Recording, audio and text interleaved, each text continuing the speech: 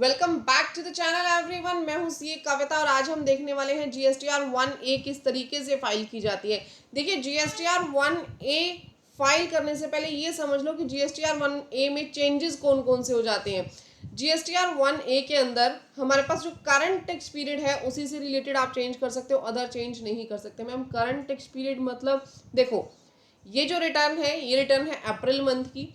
April month की return में आपने जो भी चेंज करना है वो आप कर सकते हो। यहाँ जीएसटीआर 1 ऑलरेडी फाइल्ड है अप्रैल मंथ की, तो अप्रैल मंथ में जो भी आपने जीएसटीआर 1 में चेंजेस करने हैं वो 1A के अंदर कर दो। यानी इसके अंदर अप्रैल मंथ की R1 के अंदर कोई भी गलती हुई, कोई बिल आपने डालना ही भूल गए, कोई बिल आपने गलत डाल दिया उसको अमेंड करना है, कोई B2C सप्लाई डालना भूल गए, HSN जो है HSN को आपने कुछ ठीक करना है, तो आपने जो भी चीज़ यहाँ की इस R1 की ठीक करनी है, पर्टिकुलर R1 की, मैं उससे पिछली बात नहीं कर रही हूँ। जैसे अप्रैल 2025 की रिटर्न है तो यहाँ सिर्फ अप्रैल 2025 की R1 का डाटा ठीक होगा। ऐसा नहीं है कि आपने जो लास्ट टाइम जैसे मार्च 25 में, जनवरी 25 में, सितंबर 24 में कुछ भी डाटा डाला हो वो यहाँ पे चेंज नहीं होगा। क्लियर हो गई मेरी बात? ठीक है, सबसे पहले इस टेबल को हम लोग ओपन करते हैं।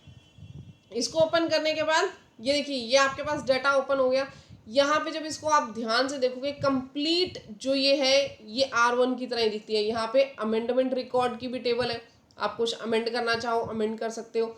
यहाँ पे B2B, B2C export, B2C other सब सप्लाईज की टेबल है। तो मैम इसको फाइल कैसे करना है? सबसे पहले मेरी बात ध्यान से सुनना। आपके पास दो तरीके की गलतियां हो सकती हैं। अब एक गलती तो आपके पास क्या हो सकती है कि आपने अप्रैल मंथ का कोई भी एक बिल था, अप्रैल मंथ का कोई भी बिल था, वो बिल आप एंटर करना ही भूल गए, आपने कहीं एंटर किया ही नहीं, या फिर कोई भी क्रेडिट नोट या डेबिट नोट था आपने एंटर किया ही नहीं, नील रिटर्न थी, एग्जाम्प्ट रिटर्न, एग्जाम्प्ट आपकी सेल थी, आपने कहीं भी एंटर किया ही नहीं। एक तो मिस्टेक आपकी ये हो सकती है, मेरी बात समझ में आई? आपने किसी भी चीज़ को एंटर ही करना भूल गए।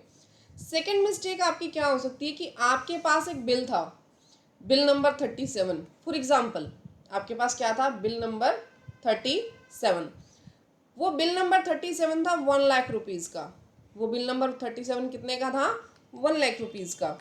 बट आपने गलती से उसे लिख दिया 10,000 का। आपने गलती से उसे कितने का लिख दिया? 10,000 का।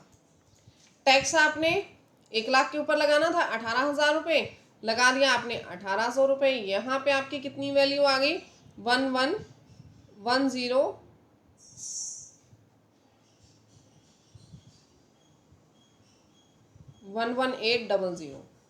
यहाँ पे 118,000, राइट। अब आपने यहाँ पे क्या किया? यहाँ पे बिल तो दिखा दिया लेकिन बिल की अमाउंट गलती से गलत डाल दी, टैक्सेबल वैल्यू गलत डाल दी। मेरी बात ध्यान से सुनिए, टैक्सेबल वैल्यू आपने यहाँ पे गलत डाल दी। तो अमेंडमेंट के अंदर आप लोग ये चेंज भी दिखा सकते हो कि आपने बिल नहीं दिखाया था, अमेंडमेंट के अंदर इसको भी दिखा सकते हो। लेकिन दिखाएंगे कैसे वो ध्यान से समझना। जो बिल आपने कहीं भी दिखाए नहीं है, देखो ये मेरे पास जो फॉर्मेट है मैंने यहाँ पे स्क्रीनशॉट ले लिया। ये मेरे पास क्या है? GSTR 1A। ये मेरे पास क्या है? GSTR 1A। एक तो ये वाली टेबल्स हमारे पास आती हैं, सेकेंडली ये 9A, 9B, 9C ये वाली टेबल्स हमारे पास आती हैं। जो आपके पास टेबल्स ऊपर दे रखी हैं, जो हमारे पास ये वाली टेबल्स दे रखी हैं, ये जो टेबल्स हैं अदर देन 9, इन टेबल्स में कौन सा डाटा दिखाओगे जो अभी तक कहीं नहीं दिखाया? जिस डाटा को आपने कहीं शो नहीं किया R1 में, R1 में आपने दिखाया ही नहीं है, वो डाटा कहाँ जाएगा? इन टेबल्स में। बट जो डाटा आपने दिखा दिया था, जो डाटा आपने दिखा दिया था, R1 में फाइल कर दिया था बट रोंग फाइल किया था, that was filed wrongly in R1, तो वो डाटा आपके पास यहाँ जाएगा। मेरी बात समझ में आई? जो बिल नंबर 37 मैंने गलती से गलत दिखा दिया था वो आपके पास यहाँ अमेंड होगा।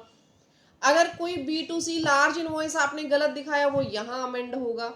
अगर कोई एक्सपोर्ट के इनवॉइसेस में गड़बड़ हुई है तो वो यहाँ अमेंड होगी। आपने दिखा दी एक्सपोर्ट इनवॉइसेस लेकिन गलत दिखा दिया वो इनवॉइस, यहाँ अमेंड करो।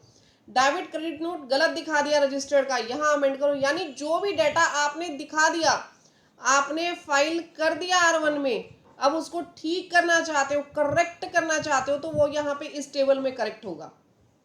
इन सभी टेबल्स में डिपेंड करता है, एक्सपोर्ट का इनवॉइस है तो भैया यहाँ कर देना, अमेंडमेंट अगर आपको रजिस्टर्ड डेबिट क्रेडिट नोट में करनी है यहाँ कर देना, अनरजिस्टर्ड का डेबिट क्रेडिट नोट है यहाँ कर देना। आपके पास ऊपर लिखा हुआ है कि वो कौन सी चीज़ की अमेंडमेंट है। ये B2C अदर्स की अमेंडमेंट है। अगर कोई एडवांस है, एडवांस रिसीव्ड की अमेंडमेंट यहाँ होगी, एडजस्टमेंट ऑफ एडवांस की अमेंडमेंट यहाँ होगी, ECO वाले जो सप्लाईज है उनकी अमेंडमेंट यहाँ होगी, 9(5) का अगर अमेंडमेंट सप्लाई है तो वो यहाँ होगी। बट अगर मैम दिखाना ही भूल गए तो उसके लिए आप लोगों के पास ये वाली टेबल्स हैं। B2B का कोई भी बिल नहीं दिखाया, मैं प्रैक्टिकली भी दिखाऊंगी अभी आप लोगों को, लेकिन थियोरेटिकली भी अच्छे से समझ लो। B2B का कोई भी इनवॉइस आपने नहीं डाला, यहाँ डाल दो। जैसे R1 के अंदर डालते ना वैसे ही आपके पास ये वाली सब टेबल्स है। R1 के अंदर जैसे हम फाइल करते थे, जो भी बिल आपका credit note, debit note, B2C supply, nil rated supply, कुछ भी, even adjustment of advances, ECO की सप्लाई, कुछ भी अगर रह गया जो R1 में कहीं दिखाया ही नहीं, वो यहाँ पे इस टेबल में दिखा देना। ध्यान रखना, गलत दिखा दिया तो वो डबलिंग हो जाएगी, फिर अगले महीने ठीक करते फिरोगे। जो कहीं भी नहीं दिखाया R1 में वो आपके पास यहाँ जाएगा। ठीक है, अब सवाल ये उठता है कि मैम मैंने वैसे ये कंसेप्ट पहले बता दिया, लेकिन मैं फिर से दोबारा क्लियर कर रही हूँ। हम लोग 1A फाइल कर रहे हैं कब की? अप्रैल की, अप्रैल मंथ की। ठीक है, तो हमें यहाँ पे ध्यान रखना, करेक्ट भी क्या करना है, करेक्ट भी करना है R1 ऑफ अप्रैल। यहाँ पे जितने भी बिल्स दिखाएंगे आप, यहाँ पे जो भी बिल्स पेंडिंग रह गए, बाय चांस मार्च का बिल पेंडिंग रह गया मैम, मार्च 2025 का, वो यहाँ पे दिखा दूँ B2B में? नहीं, यहाँ पे नहीं दिखाना, वो अगले मंथ की R1 में दिखा देंगे। मैं वो भी आपको बता दूंगी कि लास्ट टाइम की करेक्शंस को कैसे करना है नेक्स्ट वीडियो में। तो यहाँ पे आपको कौन से दिखाने हैं जो अप्रैल मंथ में नहीं दिखा पाया, वो एक पर्टिकुलर टैक्स पीरियड का आपका चेंज है। ठीक है, पिछले मंथ्स को इसमें मत उठाना। पिछले मंथ्स की कैसे चेंज होगी, अगर आपको सीखना है तो मैं बता दूंगी, आप लोग कमेंट सेक्शन में मुझे ज़रूर बताना कि आप सीखना चाहते हो या नहीं। ठीक है, और यहाँ पे कौन सी अमेंडमेंट्स जाएंगी, यहाँ पे भी GSTR 1 ऑफ अप्रैल की ही अमेंडमेंट जाएंगी, उससे पिछले का डाटा यहाँ पे अमेंड नहीं होगा, इस बात का ध्यान रखना। यहाँ तक क्लियर हो गया? अब इसको कैसे अमेंड करना है उसके लिए चलते हैं GST पोर्टल पे, वहाँ से हम देखेंगे।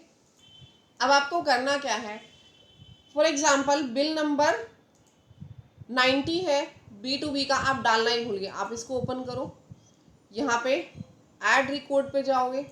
ऐड रिकॉर्ड पे जाने के बाद आपको कुछ नहीं करना, यहाँ पे जैसे हम जनरली डालते थे, यहाँ GST नंबर डालो, रिसिपिएंट का नाम अपने आप आ जाएगा, इनवॉइस नंबर डालो, इनवॉइस की डेट डालो।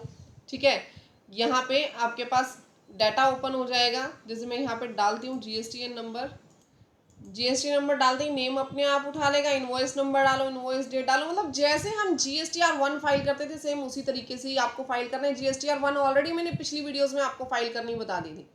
अगर कोई भी बिल नहीं डला है GSTR 1 में तो वो सिंपल तरीके से इन टेबल्स में वैसे ही डालना, इन टेबल्स में जैसे कि GSTR 1 में डालते हो, वो अपडेट हो जाएगा। उसकी HSN समरी भी जाएगी, डॉक्यूमेंट इशूड भी जाएंगे उन्हीं बिल्स के सिर्फ जो नहीं डाले थे।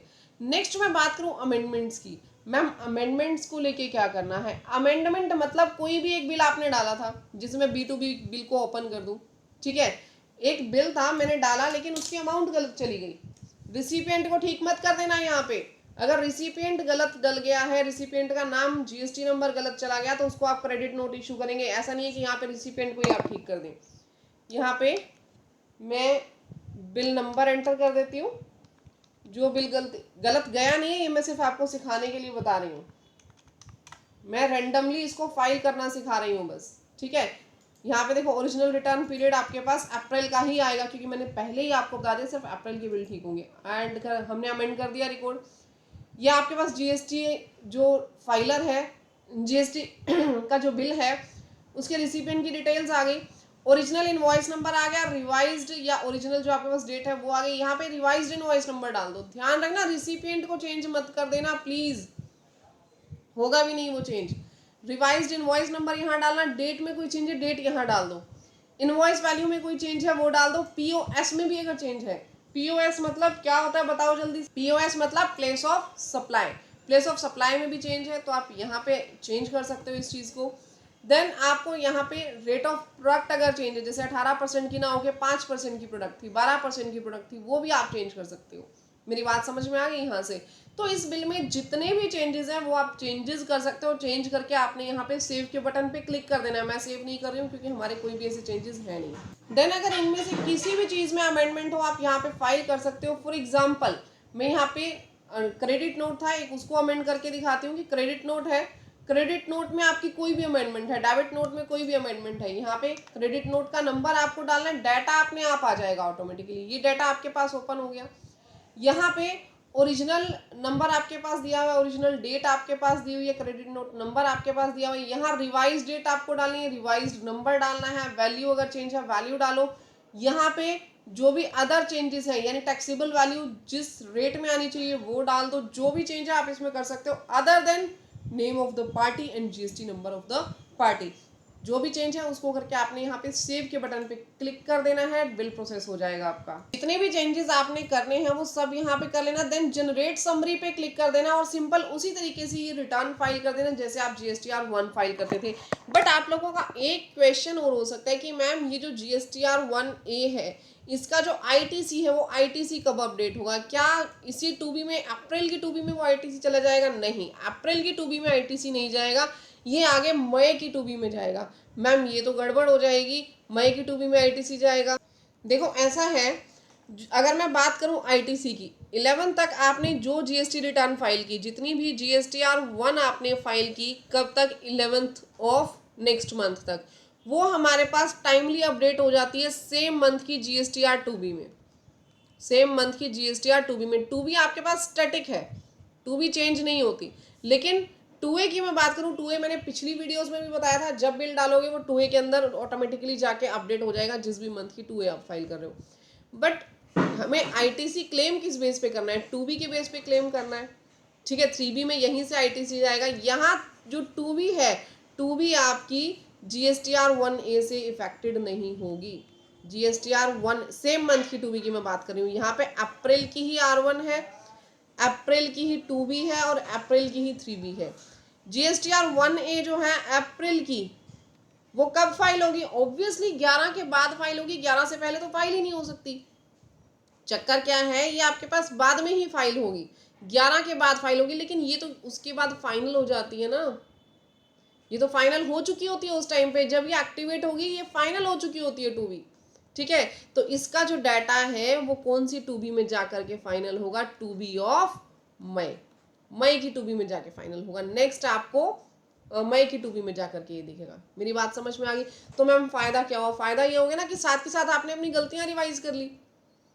जो आपके अकाउंट्स है, अकाउंट्स को तो प्रॉपर लेकर के चलोगे ना, सामने वाले के 2A में तो एटलीस्ट अपडेट हो गया, उसको यूं तो तसल्ली होगी, ठीक है कि मेरा बिल आपने ठीक करके दिखा दिया, या आपको अपनी गलती सुधारने का मौका दिया गया है। लेकिन इससे 2B के ऊपर कोई इफेक्ट नहीं पड़ेगा। ITC आपको 2B के अकॉर्डिंग ही लेना है, ठीक है। GSTR 1A में ऑलमोस्ट चीज़ें मैंने आपको बता दी। अगर आपको और भी कोई डाउट्स हैं तो कमेंट सेक्शन में पूछ लेना, मैं ज़रूर से ज़रूर आप लोगों को जवाब दूंगी। कोई भी दिक्कत हो, कोई भी डाउट्स हो, सभी डाउट्स मैं आप लोगों की क्लियर करूंगी। नेक्स्ट हम देखेंगे GSTR 3B किस तरीके से फाइल करनी है, कौन कौन सी बातों का ध्यान रखना है GSTR 3B फाइल करते हुए। अगर आप इसका एडवांस्ड भी कोर्स चाहते हो कि मैं फ्री में आप लोगों को प्रोवाइड करूं, तो मेरी इस प्लेलिस्ट को आप लोगों ने प्रमोट जरूर करना है। देखो आप लोग भी मेरा साथ दो, मैं भी आप लोगों का साथ देती हूँ। फ्री ऑफ कॉस्ट में GST रिटर्न्स का एडवांस्ड कोर्स आप लोगों को दूंगी, ठीक है, जिसमें हम अदर चीज़ें भी देखेंगे कि GST पोर्टल पे किस तरीके से फाइल की जाती है, GST पोर्टल पे और क्या क्या आप लोग कर सकते हो। तो इसके लिए आपको क्या करना है, सबसे पहले तो चैनल को सब्सक्राइब कर लेना है, वीडियो को लाइक कर देना है और नोटिफिकेशन के बटन पे क्लिक कर देना है, ताकि इस तरीके की इंपॉर्टेंट वीडियोस आप लोगों को टाइमली मिलती रहें। और अगर आप लोगों को सच में एडवांस कोर्स चाहिए तो कमेंट सेक्शन में ज़रूर बताना, मैं आप लोगों के लिए ज़रूर एडवांस कोर्स भी फ्री में लेकर के आऊँगी। तब तक के लिए thank you, bye bye, take care everyone.